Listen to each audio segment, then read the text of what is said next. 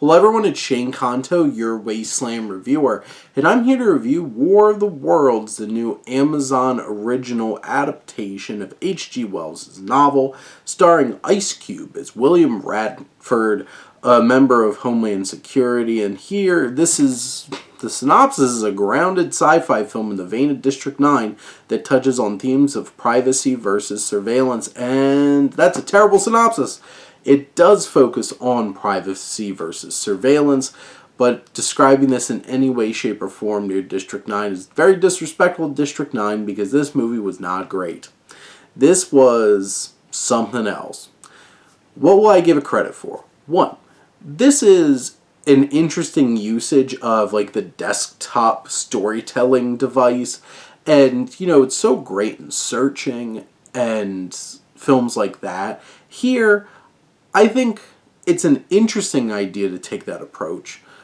It only works to a certain extent, and then it gets really ridiculous, really having to rely a lot on drones to be able to do it. I think the story's too big a scale to be confined to just like this desktop and looking at this camera the whole time. And the concept of updating War of the Worlds, where they're much more mechanical, it's much more about hacking and those kinds of viruses, that had potential.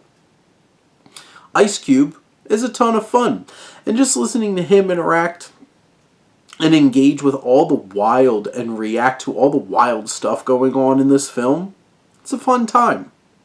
Outside of that, this is very poorly executed, and you have the effects that look so clunky and awkward and not great.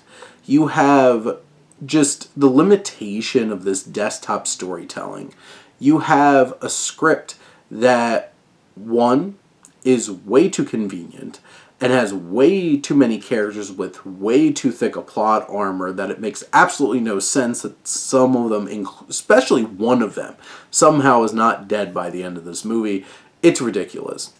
There's ridiculous leaning in. Like, I'm not against product placement at all, but the way that this film shamelessly builds up Amazon is ridiculous, and it's eye-rolling and cringy. How this film navigates the story feels like, oh, we know this thing now. Here's drop in exposition, Eva Longoria, because that's literally what she is here for, to drop in, throw in exposition, and move on. The twists and turns of this film are so telegraphed and so obvious that it's just like right up there in your face. And how this film deals with plot conveniences and just general conveniences, like, wow, it is convenient that they all have this background so that this is like the perfect family to be able to solve this issue. There are thrilling elements. There are thrilling moments. But there's also really awkward, clunky elements, really on-the-nose elements, and thematically it doesn't dig deep enough into this privacy versus surveillance thematic structure. It's just very blunt and very in-your-face about it. And, like I said, Ice Cube, a lot of fun. Amon Benson, Henry Hunter Hall, Devin Bostick, they're all kind of just wasted. Andreas Savage and Clark Gregg, very underutilized.